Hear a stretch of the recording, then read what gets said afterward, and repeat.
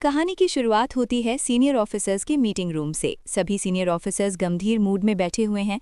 Table पर फाइलें रखी हुई हैं और सबसे ऊपर वाली फाइल पर लिखा है अहाना मैडम।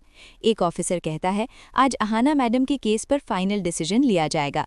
दूसरा ऑफिसर बोलता है, उन पर लगे एलिगेशंस काफ़ी सीरियस हैं। अपनी सास के प्रोजेक्ट को रेकमेंड करना छोटी बात नहीं है। रूम का माहौल बिल्कुल टेंस हो जाता है। तभी अचानक मीटिंग रूम का दरवाज़ा खुलता है। दुर्गा देवी और दीदी भाई अंदर एंटर करते हैं।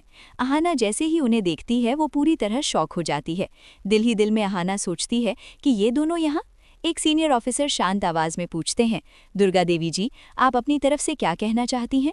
इस इंक्वायरी में दुर्गा देवी बिना डरे सीधे और साफ शब्दों में कहती हैं, सर, अगर आप हमारे प्रोजेक्ट को फंड नहीं देना चाहते तो कोई बात नहीं। दुर्गा देवी थोड़ा रुककर फिर कहती हैं, और अगर आप अहाना को जॉब से निकालना चाहते हैं तो इसमें भी हमें कोई एतराज़ नहीं। ये सुनकर मीटिंग रूम में सभी ऑफिसर्स एक दूसरे का चेहरा देखने लगते हैं। दुर्गा देवी शांत लेकिन मजबूत लहजे में बोलती हैं, अहाना बहुत काबिल ऑफिसर है, उसके पास दिमाग भी है और जज्बा भी। कल अगर वो आपकी जॉब छोड़कर हमारे साथ काम करे तो हमारा प्रोजेक्ट सिर्फ एक शहर तक नहीं बल्कि पूरे देश में फैल सकता है। अहाना की आंखें भर आती हैं। उसे यकीन नहीं होता कि उसकी सासू माँ उसके लिए इतना मजबूत स्टैंड ले रही हैं। एक सीनियर ऑफिसर गंभीर लहजे में कहता है, हम आपकी बात समझ रहे हैं दुर्गा देवी जी, लेकिन फाइनल डिसीजन लेने के लिए हमें थोड़ा वक्त चाहिए।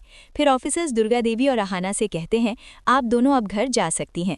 मीटिंग रूम का दरवाज़ा बंद होता है और ऑफिसर्स आपस में चर्चा शुरू कर देते हैं। दूसरी तरफ बड़े घर का सीन दिखाया जाता है। जैसे ही अहाना घर आती है, पोल्टू उस पर चढ़ जाता है। पोल्टू गुस्से में बोलता है, वाह अहाना वाह, ऑफिस में भी ड्रामा और घर में भी ड्रामा। सुन लिया मैंने, तुझे जॉब से निकालने वाली मीटिंग हो रही है। ठाकुर जी भी तीखी नज़रों से अहाना को देखते हैं।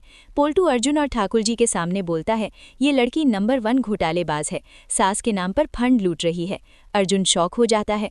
अहाना का गुस्सा कंट्रोल से बाहर होने लगता है। अहाना सख्त आवाज़ में बोलती है, पोल्टू, आप ज़्यादा बकवास मत करें, सच बहुत जल्द सामने आ जाएगा। तभी घर का दरवाज़ा ज़ोर से खुलता है। सब लोग पलटकर देखते हैं। गांगुली सर घर के अंदर एंटर करते हैं। उनके हाथ में एक फाइल और एक लिफाफा होता है। पूरे घर में सन्नाटा छा जाता है। गांगुली सर सीधे दुर्गा देवी के पास जाते हैं और कहते हैं, दुर्गा देवी जी, आपका प्रोजेक्ट रीअप्रूव हो चुका है। फिर वो लिफाफा आगे बढ़ाते हुए बोलते हैं, और ये रहा 7 लाख रुपए का फंड वाला चेक। पोल्टू और ठाकुर जी के चेहरे का रंग उड़ जाता है। अहाना और दुर्गा देवी की आंखों में खुशी के आंसू आ जाते हैं। गांगुली सर अहाना की तरफ देखकर कहते हैं, अहाना, कल से आप ऑफिस रीजॉइन कर रही हैं।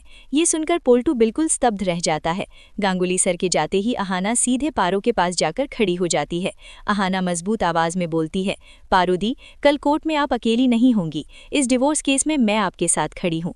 पोल्टू गुस्से में चिल्लाता है, तुम बीच में मत आओ। अहाना उसकी आंखों में आंखें डालकर कहती है, ये सिर्फ डिवोर्स नहीं है, ये पारो दी का हक है। 1 लाख रुपए एलुमिनी पारो दी को मिलेंगे, और ये भी याद रखना पोल्टू, ये पैसा तुम्हें ही देना पड़ेगा। पूरा घर सन्न रह जाता है। पोल्टू के चेहरे पर गुस्सा और मजबूरी साफ नजर आती है। अहाना पारुदी का हाथ पकड़कर कहती है, अब कोई भी पारुदी के हक से समझौता नहीं करेगा। दोस्तों, अगला एपिसोड और भी ज्यादा धमाकेदार होने वाला है। ये देखना दिलचस्प होगा कि क्या पोल्टू सच में एलुमिनी देगा या फिर कोई नई साजिश रची जाएगी। और ऐसी ही दमदार कहानियों के लिए हमारे चैनल ड्रामा आरे को लाइक, शेयर और सब्सक्राइब जरूर करें।